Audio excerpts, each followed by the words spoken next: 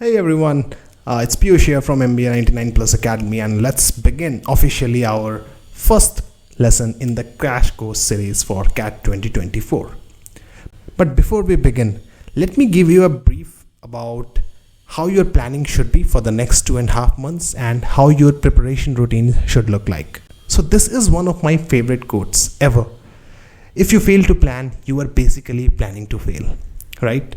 And this goes so true for CAT exam as well. You just can't wake up one day and say that, hey, I want 99 percentile in CAT. That's an outcome you wish to achieve. But for that outcome to pan out, you need to have a solid strategy with yourself. And to build a solid strategy, you must prepare yourself well first. Okay? So for the next 2.5 months, devote yourself to CAT. You will be rewarded so generously, I'm telling you. Okay, if you don't believe me, just look at these snapshots. These are the placement stats from the top B schools, including top IIMs and top private level B schools as well. Also the baby IIMs. So if you have a look at IIM Ahmedabad placements, just look at it.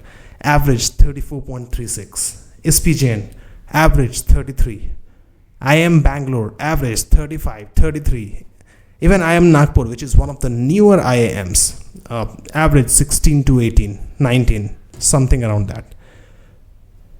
So you can clearly see that even if you get to a baby IIM, you will be rewarded with a financially successful career right at the beginning of your corporate journey. Isn't it a great place to be? So for the next 2.5 months, just remove all the distractions from your life and give a dedicated effort towards CAT. Okay? Having said that, let's move on towards the topics that are covered in CAT and how your preparation routine should look like for each of them. The first section, and probably the most important one, is the VARC, or the Verbal Ability and Reading Comprehension section. Why do I say so? It is most important because it is of course going to help you in cracking the VARC section. But apart from that, you need to understand the rationale behind putting complex VARC in the CAT syllabus. When you go to your B schools, you will be given like 30 to 60, sometimes 90 pages of pre-reads to be completed within 2 days or 1 day. How are you going to tackle that? All that requires is you to be able to understand complex stuffs in lesser amount of time, and that's the objective of putting this subject in the CAT syllabus. Okay, so what your daily practice should look like: you should solve around 3 RCs per day and 10 verbal ability questions daily. You need to pick your forte while your preparation. What is your strong area? Is it verbal ability or is it reading comprehension? Whatever it is, that's how you are going to strategize. That's how you are going to start solving problems when you give mocks. Okay, so that's for you to identify. For the logical reasoning and data interpretation section, I'll say that it's just an extension of RC plus logic plus numbers. Now, why do I say that it's an extension of RC? Is because you are again presented with a paragraph around 6 to 8 sentences, and you have to understand that paragraph first before even attempting any question. So again, the concepts of RC are still useful here. This section only looks complex. Actually, it isn't. For example, out of total of 22 or 23 questions, you just have to solve 8 or 10 of them correctly, and it will easily fetch you around 95, 97 percentile. Okay. So for your daily practice of LRDI section, you have to just solve 1 to 2 LR sets and 1 to 2 of again DI sets, depending on how much time you have. At least 1 set of each should be done daily. Apart from that, if you really want to sharpen your logical ability skills, you must solve 1 Sudoku per day or any mentally challenging game. Okay, that should be okay. And next is quants. Now, this is the most theory intensive section, and hence most of our time in this crash course is going to be in this section only. It is not only about memorizing tons of formulae. I've seen formula books being sold. I've seen people making tons of formula based notes, but none of that is going to help. When I was in high school, my teacher used to say that always try to think from the first principles And that is exactly the mindset I'm going to inculcate in you, so that you also approach the CAT problems from the first principles. Even if you are starting now, just target these 3 topics: arithmetic, algebra, and geometry, and you should be well on your way to score a good percentile, because majority of the questions, 90% plus questions, are from these 3 topics only. So your daily practice routine, it should have at least 25 to 30 questions per day. All right. What are the resources that you can use? You can of course refer to the previous year papers. That's the most authentic way to get get a sight of what exactly CAT asks from you, what exactly the CAT examination demands from you. And for that, this is my recommended book over here. You can purchase using this. I will put the link in the description box below. Mock papers from any reputed institute. I don't really care which institute you sign up for your mock examinations. The purpose of mock is simple.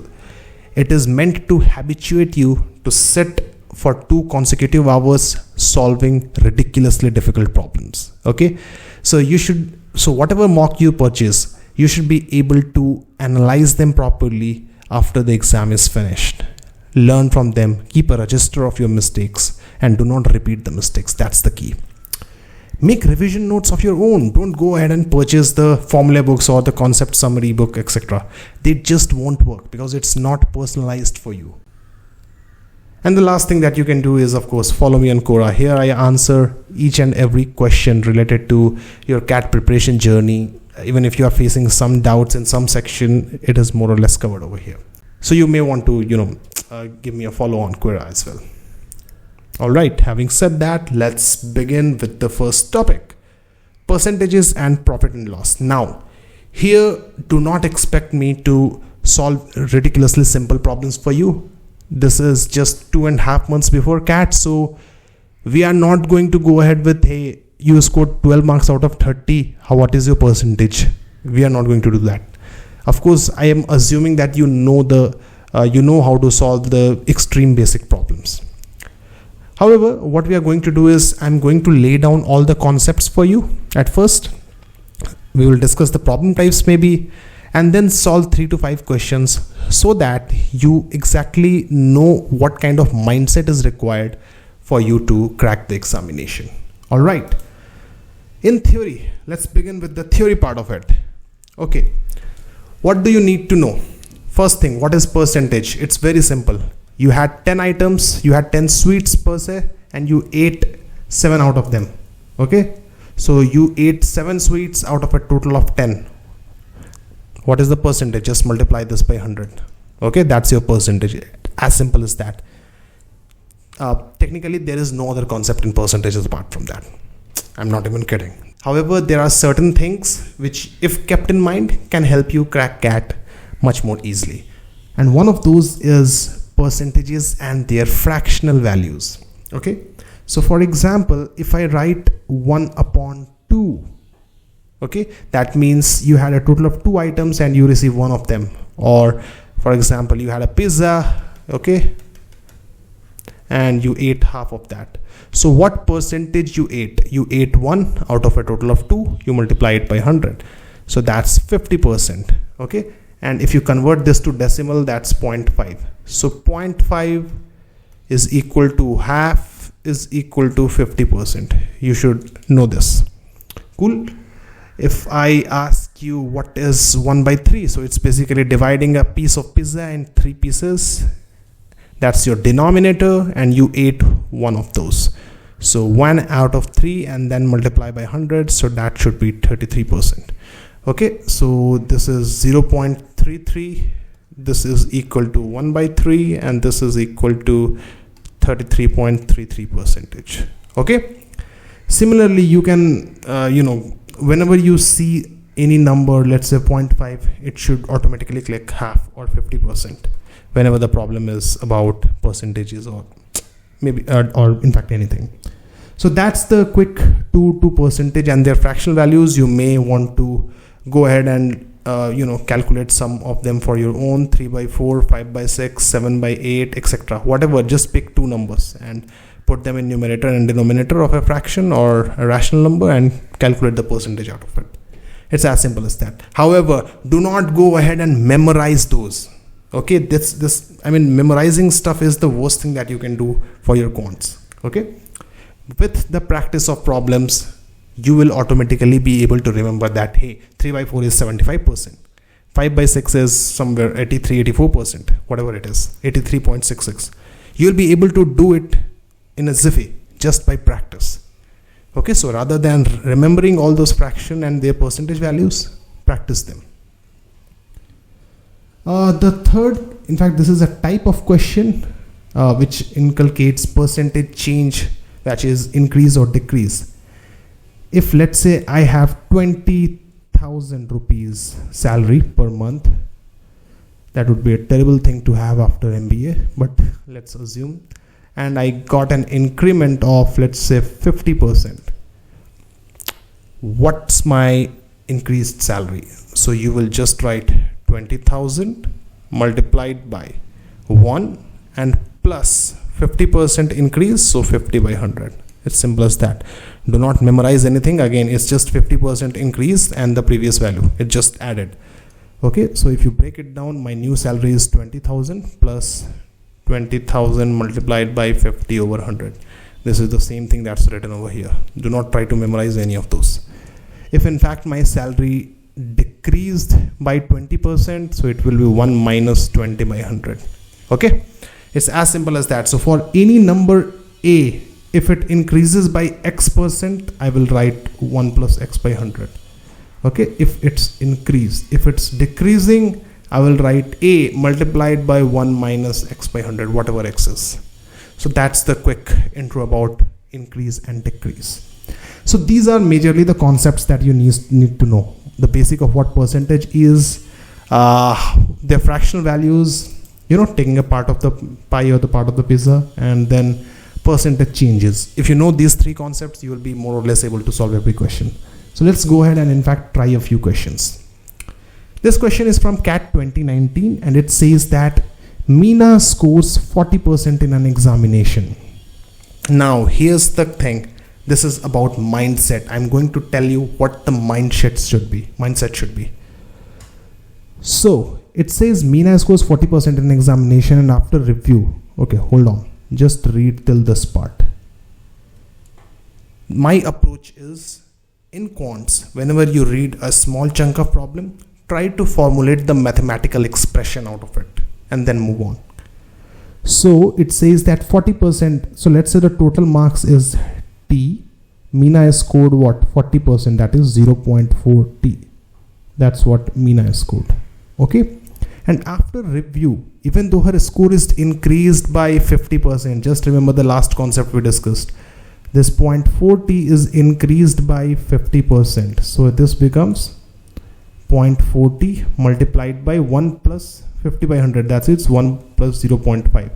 So this will be 1.5 multiplied by 0.4. So it becomes 0.6 T. From 0.4 T, the marks has become 0.6 T. She still fails by 35 marks. How sad. So even the increased marks is 35 less than the passing marks P. I've assumed that the passing marks is P. You see, the first line, this much information we can deduce mathematically. And that's exactly what you have to do. Whenever you are solving a problem, try to formulate mathematical statements out of it. So that's equation number 1 for us. Okay. Now it says that if her post-review score, what is the post-review? This one is the post-review score. This is not the post-review score. This is the post-review score. So even if post-review score, which is 0.60, is increased by 20%, that means how will we write it? Into 1.2, right? Even if we multiply it by 1.2, so even if we multiply it by 1.2, which becomes 0.72 T, now it says that she has 7 marks more than the passing score. So 0.72 T is passing score plus 7. Now this is a child's play. You have 2 equations, you have 2 unknown. Can you solve it? I'll leave this to you. Okay. In the next slide I have given the answer, but I want you to maybe pause this video and solve this before moving on. Okay, hopefully you have solved the question and got 70 as the answer. Let's move to the next question. It says that the income of Amala is 20% more than that of Bimala. Just read till here. So there are two people, Amala denoted by A, Bimala denoted by B. Amala's income is 20% more. So if Bimala's income is X, it is 1.2x. Just remember the concept of increase and decrease. And 20% less than that of Kamala. Hold on. Okay, so Kamala is the third person. So that's K. So Amala's income is 20% less. So let's say if Kamala's income is Y, so basically 0.8Y. Why did I write that? 1 minus 20% times the income of Kamala. That is 0.8Y. This is the income of Amala, and now these two numbers are exactly equal. So that means 1.2x is equal to 0.8y. I will remove the decimals. This is 3, this is 2. So this means y is just 1.5x. Okay. So y is 1.5x. That's why what we have found till now. Okay, I'll remove all of these rough works. Cool. Now it says that if Kamala's income goes down by 4%, so if it is reduced by 4%, it will be 1.5x multiplied by 1 minus 4%, that is 0.96. Okay, so what will be, it will be a bit of calculation, but let's see how we can do it fastly.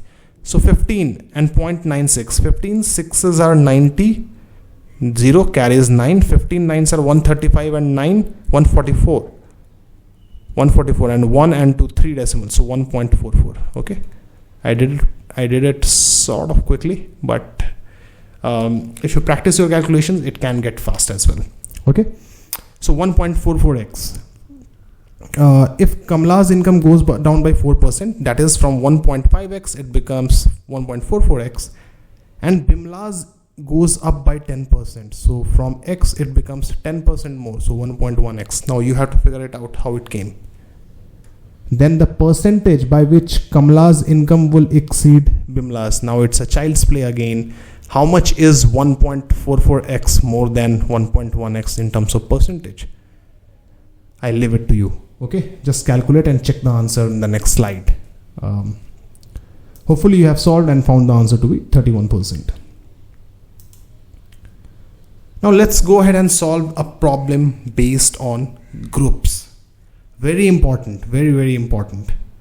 So in a class, it says 60% of the students are girls and the rest are boys. Now, straight away, reading the first line, you know that it's a question based on classification based on genders. Okay, so in a class, there are only girls and boys. And 60% of the students are girls. So 40% of course should be boys. Okay, since there are only girls and boys in the class, there are 30 more girls than the class. So let us say if total students is x, so 60% of the student is 0.6x and this is 0.4x. It says that there are 30 more girls than the boys. So 0.6x equal to 0.4x plus 30. Like these are boys and these are girls. So 0.2x is equal to 30. So x is 150. Okay, so total number of students is 150. Hence the number of girls is 0.6 into 150, which is 90. And of course number of boys is 60. If 68% of the students, including 30 boys, pass an examination. See, again I'm stopping at the shortest sentences. So number of pass, and let's say not pass. 68% of the total passed. So 68%, 68 out of 100 multiplied by 150. So that's 2, that's 3, and 34 multiplied by 3 is 102. So total 102 students passed. That means 48 students failed as well, because total is 150. and it says that 30 boys passed the examination, so I'm going to put 30 boys. That means around 72 girls, exactly 72 girls passed the examination, which means out of 90, 72 girls passed, which means 18 failed as well. And it is asking the percentage of girls who did not pass. So 18 girls did not pass out of a total of 90 girls, multiply by 100, and that will give you what? 20% is the answer. Okay. Hopefully you have got this one as well. Okay. These are basically the type of problems that you will encounter in percentages. Of course, not the exact types, but more or less you get the idea. Let's move on and solve a few questions on profit and loss. When I say profit and loss, I just consider them as the extension of percentages. Now, why do I say so? In profit and loss, there are only three concepts. Profit loss, okay, I put them as one. Then the profit percentage, and of course loss percentages. Okay, again, so basically two concepts: profit and loss percentages and profit and loss itself. There are two entities to consider: selling price and cost price. Let us say you purchased a chocolate for 2 rupees and you sold it back to me at 3 rupees. That means you earned something. That earning is profit. Okay. So whatever you earned, how much you earned? 3 minus 2, 1 rupee you earned. On how much? On 2. So what is your profit percentage? Multiply by 100. See the correlation to percentages. It is exactly the same. And again, if you had you purchased for 2 and sold me to 1, so it will be cost price minus the selling price. That is 2 minus 1. That is the loss upon 2 multiplied by 100. Okay. Now always remember, this is the important part. Profit percent is profit by cost price multiplied by 100, but it is always calculated on cost price unless mentioned otherwise, which means in question, if they state particularly that profit percentage calculated on the selling price, then you will say that profit divided by selling price and then multiply by 100. Otherwise, it is always cost price. 99.999% time it will be cost price. Okay, I'm just keeping you informed that it can be the selling price also if the question says so. Cool. So that's the only concept that you need to remember for profit percent, loss percent, etc. The concept of marked price, marked down price, it's just an extension of percentages. I'm not going to make a theory out of it. It's very simple. The question arises, you can solve it. Let's solve a couple of questions then. The first one says Mukesh purchased 10 bicycles in 2017 all at the same price. So if the price of one was P, the total price he paid was 10p. He sold 6 of these, so 6 bicycles whose cost price would be 6p and 4 bicycles whose cost price would be 4p. He sold 6 bicycles at a profit of 25%. So what will be the selling price? 6p into 1.25, which is what? 7.5p. I hope I have calculated it correctly. And 4 at a loss of 25%. So 4p multiplied by 0.75, which is 3p. I hope it is correct.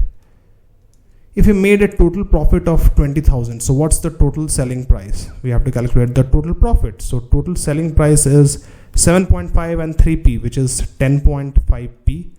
What is the total cost price? 10p. This difference is 2,000. So basically 0.5p, I'm writing it here. 0.5p is equal to 2,000. Therefore, p is equal to what? 4,000. And his purchase price of a bicycle would be 4,000. As simple as that. And that was a cat question. Okay. Literally, we solved it under 2 minutes. So you can check the answer and solve it yourself, by the way.